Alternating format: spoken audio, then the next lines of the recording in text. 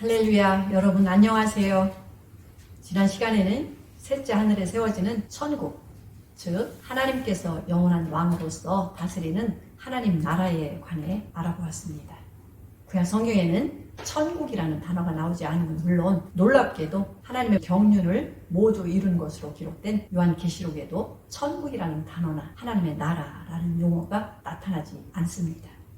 그로 인하여 많은 이들이 새하늘과 새 땅을 천국이라고 오해하는 것 같습니다. 요한계시록은 세 가지 것으로 구성되어 있음을 알 수가 있습니다. 첫째는 예수께서 사도 요한에게 보여주신 환상인데요. 예수께서 스스로 계시는 주 하나님이심과 그리스도인 제사장과 왕이시며 어린 양이시라는 계시입니다. 둘째는 당시에 소아시아에 있던 7 교회인데요. 이는 이 땅에 세워진 교회가 변화갈 모습, 교회사를 예고한 것입니다. 셋째는 장차 될 일인데요. 적그리스도의 출현과 예수님의 재림, 부활과 휴거, 음녀와 세상을 심판하실 것과 천년 왕국, 최후 심판과 새하늘과 새 땅에 관한 내용입니다. 장차 될 일로서 6장부터 19장의 사건들은 진행되는 순서를 알아야 계시된 예언을 선명하게 이해하게 됩니다. 그 사건들은 7개의 인들이 떼어지는 순서대로 시작이 되는데요. 7번째 인 안에 7 나팔들이 불려지는 순서대로 일어납니다.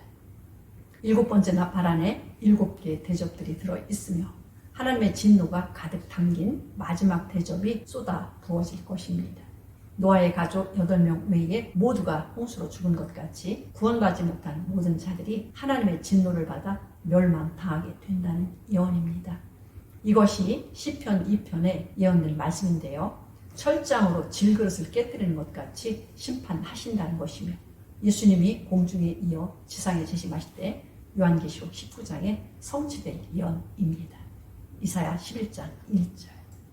이 새의 줄기에서 한 싹이 나며 그 뿌리에서 한 가지가 나서 결실할 것이요 야훼의 신 곧 지혜와 총명의 신이요 모략과 재능의 신이요 지식과 야훼를 경외하는 신이 그 위에 강림하시리니 그가 야훼를 경외함으로 즐거움을 삼을 것이며 그 눈에 보이는 대로 심판치 아니하며 귀에 들리는 대로 판단치 아니하며 공의로 빈핍한 자를 심판하며 정직으로 세상에 겸손한 자를 판단할 것이며 그 입의 막대기로 세상을 치며 입술의 기운으로 악인을 죽일 것이며 공의로 그 허리띠를 삼으며 성실로 몸에 띠를 삼으리라.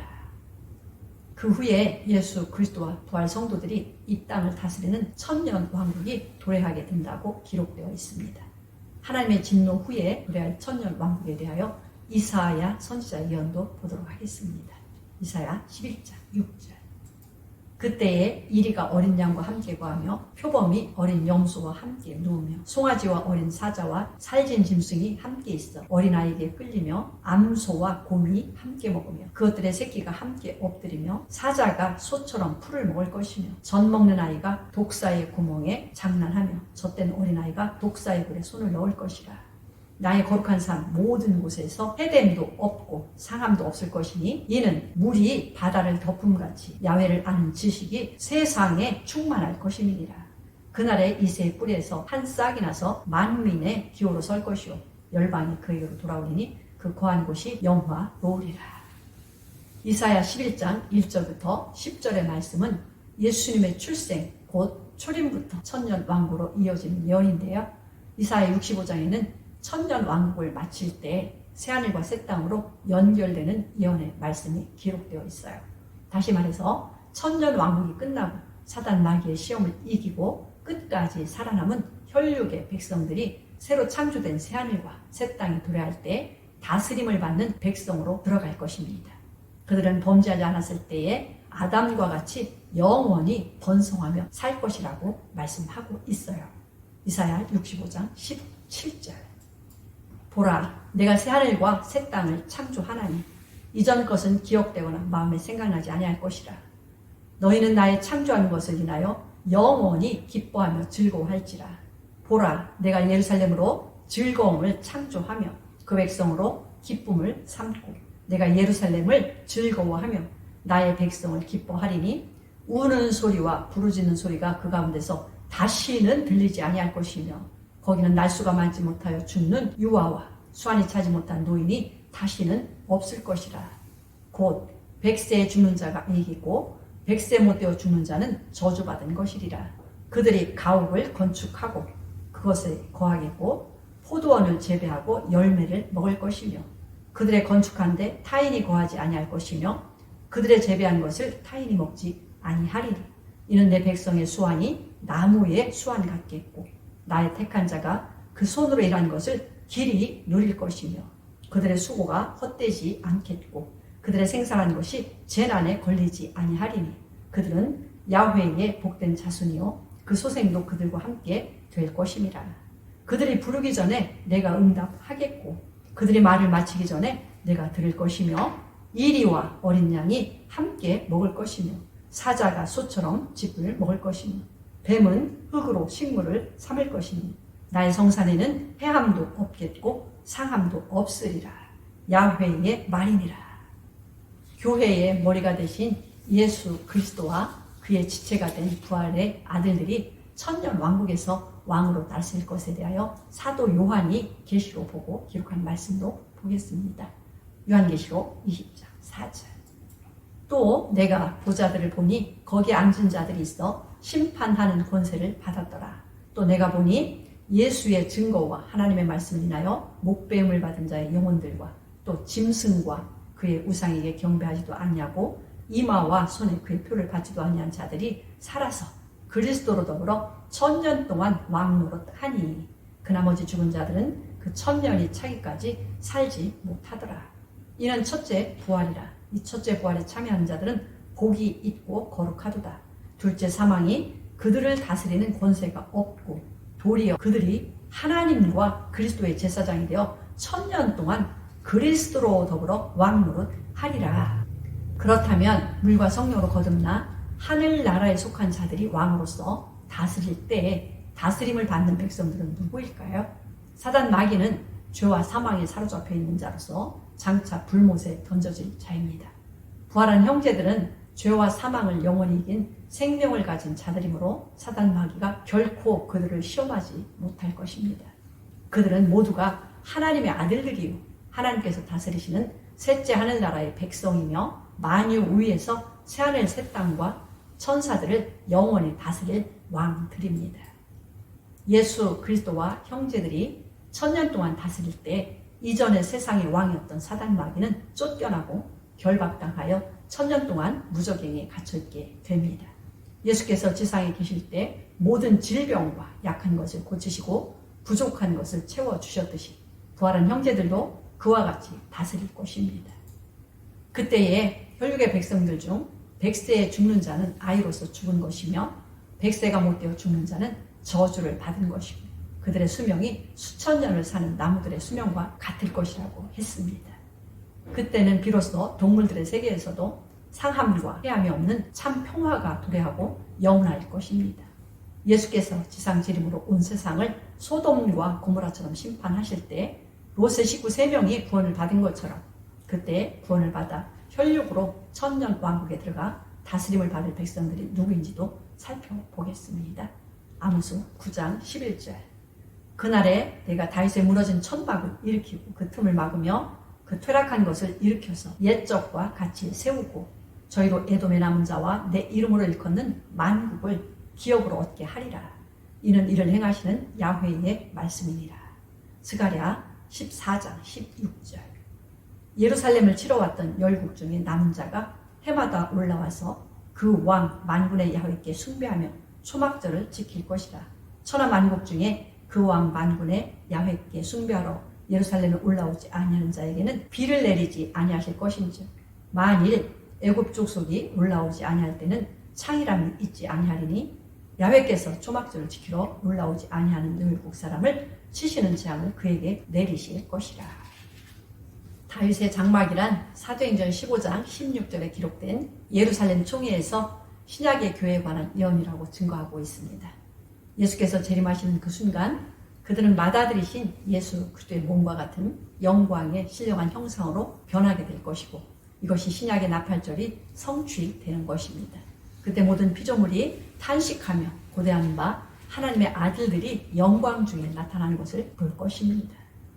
이렇게 놀라운 역사가 일어날 때에 이때까지 예수님을 메시아로 영접하지 않았던 혈통적인 선민들은 복음을 깨닫고 철저하게 통회하며 예수께로 돌아오고 각 지파별로 인침을 받게 될 것입니다. 이것이 신약의 속죄일이 성취되는 것이며 천년왕국이 도래하는 것이 신약의 초막절의 성취임을 스가랴 선지자가 증거한 것입니다. 에돔의 남은 자는 바로 페트라에 하나님께서 숨기시고 보호해 주신 혈육적 선민들이며 적그리스도의 표를 받거나 숭배하지 않고 아마겟돈에도 오지 않은 만국의 이방인들 중에 육체적으로 살아남은 극소수의 사람들도 천년왕국에 들어갈 백성들입니다. 요한계시록 12장 6절.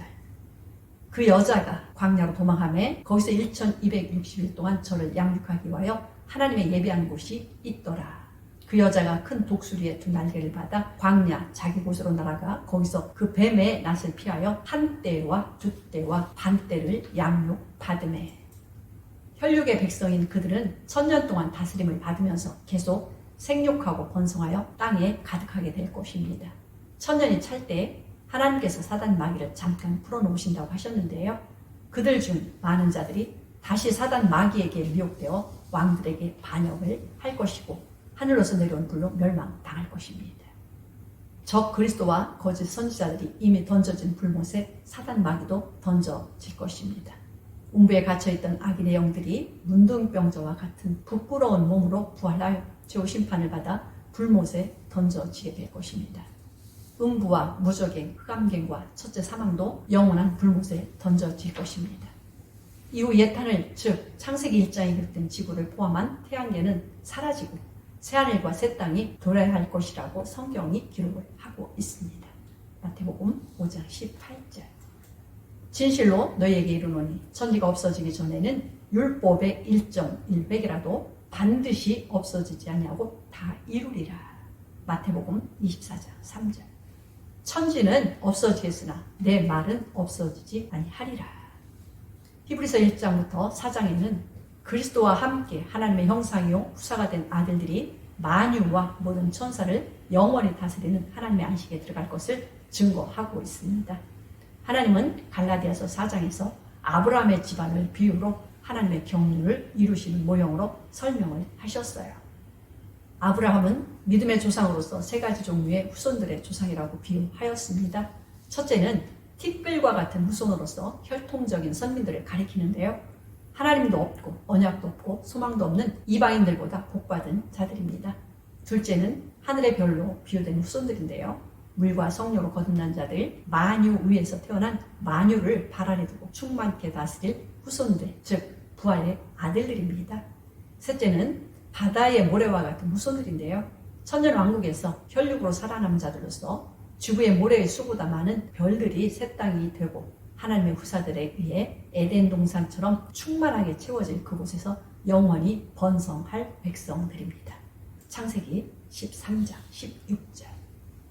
내가 내 자손으로 땅의 티끌 같게 하리니 사람이 땅의 티끌을 능히 셀 수 있을진데 내 자손도 세리라.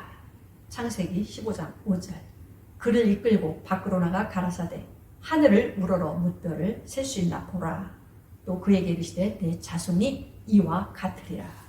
창세기 22장 17절. 내가 내게 큰 복을 주고 내 씨로 크게 성하여 하늘의 별과 같고 바닷가의 모래와 같게 하리니 내 씨가 그 대적의 눈을 얻으리라. 정리해 보겠습니다. 새하늘과 새 땅은 하늘나라, 즉 천국이나 하나님 나라가 아니며 말 그대로 새로운 땅의 나라이며 하나님께서 직접 통치하시는 하나님의 나라가 아니라 하나님의 후사로서 맏아들인 그리스도와 많은 아들들이 유업으로 받아 다스리는 땅의 나라입니다. 하나님께서 모든 땅을 헛되이 창조하시지 않으시고 그곳에 사람이 거하게 하신다고 이사야 45장 18절에 말씀하셨어요. 아담은 독생자의 모형이고 천사보다 열등했으나 맏아들이 되신 예수 그리스도와 같은 영광에 신령한 형상이 된 자들은 만유 위에서 조그만 지구가 아닌 만유를 충만케 채워나갈 자들입니다. 그들은 하나님의 나라, 셋째 하늘에 속한 나라이며 그들이 다스리도록 주신 땅에는 그 어떤 어두운 것이나 악한 것이 없고 하나님의 지극히 좋은 것들로만 가득한 곳입니다. 하나님의 나라, 하늘나라에 들어가는 것, 즉 그 나라의 한 부분이 되기 위해서는 반드시 물과 성령으로 거듭나야 하며 불침례를 통과하여 부활하되 살아있는 보석으로서 하늘의 별과 같은 후손이 되어야 한다고 성경은 기록을 하고